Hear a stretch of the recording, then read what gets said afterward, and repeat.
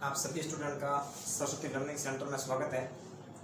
और पिछले सेशन में हमने जो है वो जो विधियों को पढ़ा था, जिसमें पदार्थों को अपन अलग अलग किस प्रकार कर सकते हैं। उसमें एक विधि थी ऊर्ध्वपातन और जो एक विधि थी डाई को इस प्रकार अपन अलग करने की जो विधि थी वो थी। आज अपन दो और विधियों का वर्णन करने जा रहे हैं, जिसमें एक तो क्रोमेटोग्राफी है और आजकल यह बहुत अधिक काम आ रही है, और दूसरी जो विधि है वह एसीटोन को अपन पानी से किस प्रकार अलग कर सकते हैं, वह विधि काम आ रही है। तो अपन एक एक करके वर्णन करते हैं और किस विधि का क्या उपयोग है अपन इसमें आगे पढ़ेंगे। तो पहली बात करते हैं क्रोमेटोग्राफी।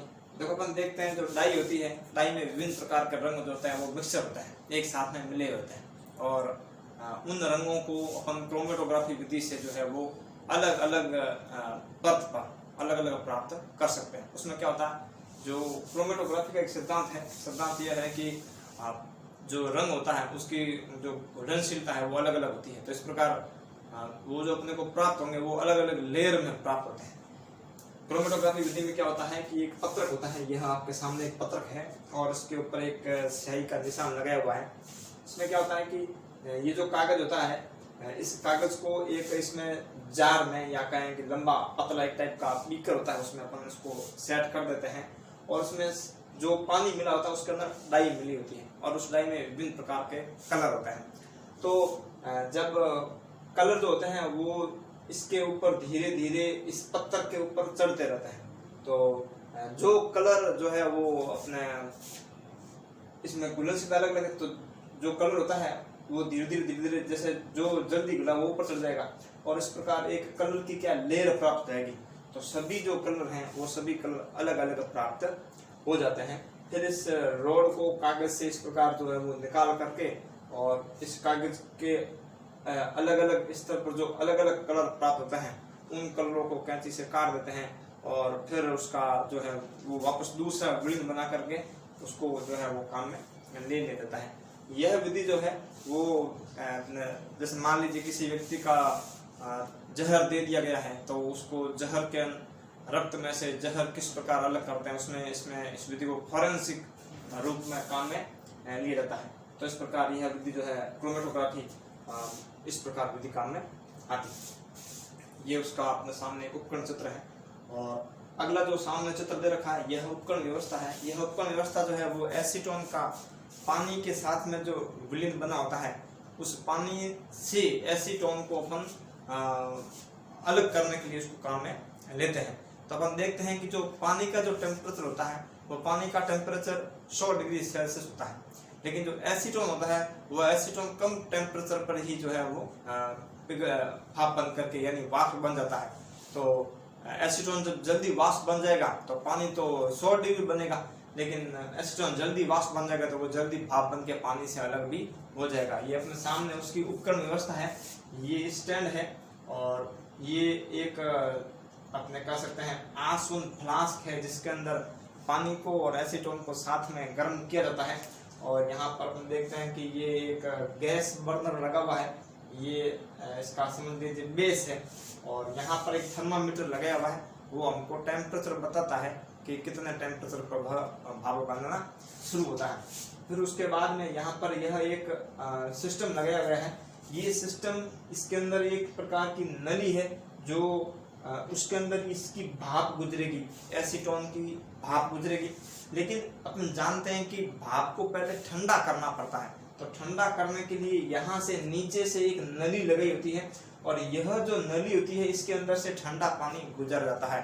तो ये जो बीच में अपने को नली दिखाई दे रही है, इस नली में से तो एसीटोन की भाप गुजरती है, लेकिन इस नली के चारों ओर ये समझ लीजिए अपन कह सकते हैं जैसे ये जो अपना पेन है और इस पेन के अंदर जो रिफिल है, ये रिफिल जो है वो रिफिल तो है एसीटोन के गुजरने के लिए नली, लेकिन ये जो बाहर की साइड में पेन का जो कवर है, ये कवर जो होता है उसके कवर के अंदर पानी भरा होता है। तो अपन कह सकते हैं कि जो रिफिल है और रिफिल और इस कवर के बीच में ठंडा पानी गुजर होता है। तो स्याही तो रिफिल के अंदर है, तो जो एसीटोन गुजरेगा वह एसीटोन गुजरेगा इसे पतली नली यानी अपन कह सकते हैं रिफिल के अंदर से गुजरेगा।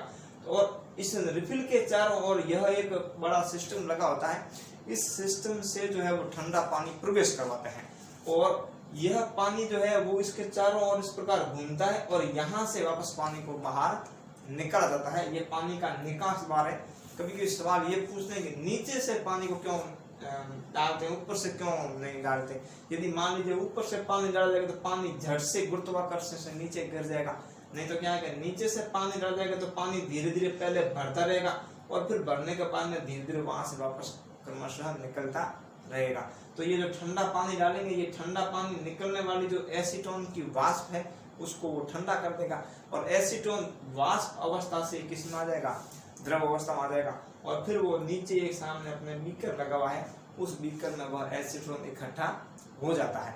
तो इस प्रकार जो है ये हमने पढ़ा है कि भाई इसके अंदर एसीटोन का और जल का विलयन है, इसको गर्म करेंगे, यहाँ से भाप बनेगी, भाप आगे जाकर के संघनित हो जाएगी और संघनित होकर के वह पानी से अलग हो जाएगी। तो इस प्रकार अपन 100 डिग्री से नीचे नीचे, क्योंकि एसीटोन का क्वथनांक कम नहीं होता है, वाष्प से क्या नाम पानी से कम नहीं होता है, तो इसका पानी तो भाप बनता नहीं है, लेकिन एसीटोन जो होता है वो भाप बन जाता है और वो पानी जो है वो एसीटोन जो है वो द्रव अवस्था में नीचे प्राप्त हो जाता है। तो अभी इसके सेशन में, इस सेशन में हमने 2 विधियां पढ़ी है, जिसमें एक तो क्रोमेटोग्राफी थी, ठीक है, और जो दूसरी विधि थी वह दूसरी विधि एसीटोन से पानी को अलग करने की थी।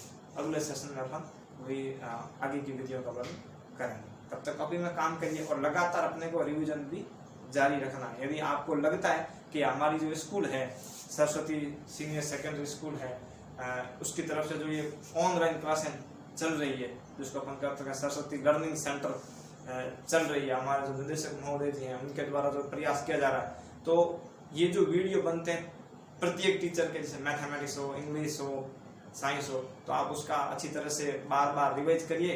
यदि आपको बढ़िया लगता है कि इससे और ज़्यादा सीख सकते हैं तो अपने जो मित्र वगैरह होते हैं उनको भी अपनी स्कूल के ये जो वीडियो है वो शेयर करिए, ताकि उनको भी इस कोरोना काल में जो है वो पढ़ाई का लगातार लाभ मिलता है। अच्छी चीज़ लगती है तो शेयर करनी चाहिए, ताकि पढ़ाई जो है वो उनकी भी जारी रह सके। फिर देखते हैं अगले सेशन में अगला वीडियो।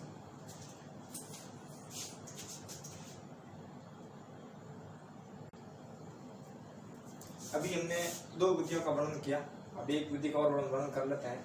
यह विधि उसमें काम आती है जिसमें 2 ऐसे द्रव होते हैं जिसमें उसका वाष्पीकरण का जो क्वथनांक का जो अंतर है वह 25 केल्विन से कम होगा, अपन कह सकते 25 केल्विन तक होता है। तो ये 2 मिश्रण है इसके अंदर, और इस विधि का जो नाम है वो प्रभाजी आसवन विधि है। ये जो मिश्रण है, इन दोनों मिश्रणों में जो क्वथनांक का अंतर है वो 25 केल्विन है। अपन टेम्परेचर को वैज्ञानिक भाषा में केल्विन में बताते हैं।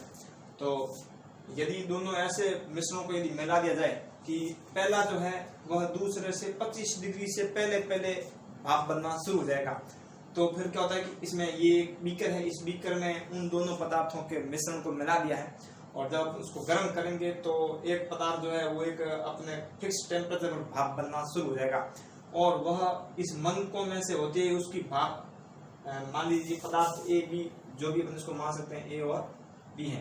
अब ए पदार्थ जो है वो 25 डिग्री पहले ही भाप बनना शुरू होता है दूसरे पदार्थ से, तो फिर ए पदार्थ की भाप इस मनकों में से गुजरेगी, और मनकों में से गुजरेगी तो मान लीजिए कोई कुछ परमाणु बी के भी गुजर जाएंगे तो वो मनकों में से ठंडे होकर वापस नीचे गिर जाएंगे, और ए वाले जो होंगे ना वो इस मनकों में से उसकी भाप गुजर करके और इस नली के अंदर से जब गुजरेगी, तो अभी हमने पढ़ा था, अभी एक विधि पढ़ी थी ना, उसमें जब ये गुजरेगी तो यह भाप यहाँ आकर के ठंडी हो जाएगी, क्योंकि इसके चारों तरफ जो है वो ठंडा पानी प्रवाहित किया जा रहा है, और फिर ये जो भाप है वो भाप वापस इस बीकर में गिर जाएगी, और जो दूसरा पदार्थ है वो दूसरा पदार्थ इस बीकर में ही बचा रह जाएगा। यह जो विधि काम आती है, अपन देखते हैं 8वीं कक्षा में हमने पढ़ा था, 8वीं कक्षा में ये पढ़ा था कि जो पेट्रोलियम निकलता है जमीन के अंदर से, उसके साथ में 200 पदार्थ साथ में निकलते हैं, और उनके जो क्वथनांक का जो अंतर होता है वो लगभग इतना ही होता है, 25 डिग्री 30 डिग्री के आसपास होता है। तो उन पदार्थों को पहले इस बड़े बड़े ऐसे उपकरणों में डाल करके जब गर्म किया जाता है, तो फिर वो धीरे धीरे इस प्रकार वो क्रमशः अलग होते रहते हैं। जैसे अपन एक फॉर एग्जाम्पल के लिए बात करते हैं कि भाई जो हवाई जहाज में ईंधन भरते हैं ना, हवाई जहाज में अपन ईंधन भरते हैं वो गैसोलीन होता है, और बहुत हल्का ईंधन होता है, उसमें से राख बहुत कम निकलती है, उसका ऊष्मीय मान अपन कह सकते हैं वो ऊर्जा बहुत ज्यादा देता है और उससे प्रदूषण भी कम होता है। तो उसके बाद में हवाई जहाज से ईंधन बनने के बाद हवाई जहाज का जो ईंधन होता है वो तो बहुत कम टेम्परेचर भी लगभग समझ लीजिए 25 डिग्री सेल्सियस पर ही उसकी भाप बन जाती है। और उसके बाद में जो बारी आती है वो बारी आती है पेट्रोलियम ईथर की। तो इस प्रकार फिर पेट्रोलियम ईथर, उसके बाद में निकलता है पेट्रोलियम खुद, उसके बाद में निकलता है डीजल और उसके बाद में क्रमशः धीरे धीरे फिर अपने जैसे ना ये डामर वगैरह ग्रीस है, इस प्रकार के पदार्थ कम से कम 200 पदार्थ निकलते हैं और उन पदार्थों से जो है वो दवाई बनती है, कृत्रिम कपड़े बनते हैं। तो जो पदार्थ शेष रह जाता है फिर वो डामर इस प्रकार बनाने में काम में लिया जाता है। और पेट्रोलियम पदार्थों के अधिकांशतः शुद्धिकरण में यह प्रभाजी आसवन विधि काम में आती है। तो आज हमने जो है वो 3 विधियों का वर्णन पढ़ा।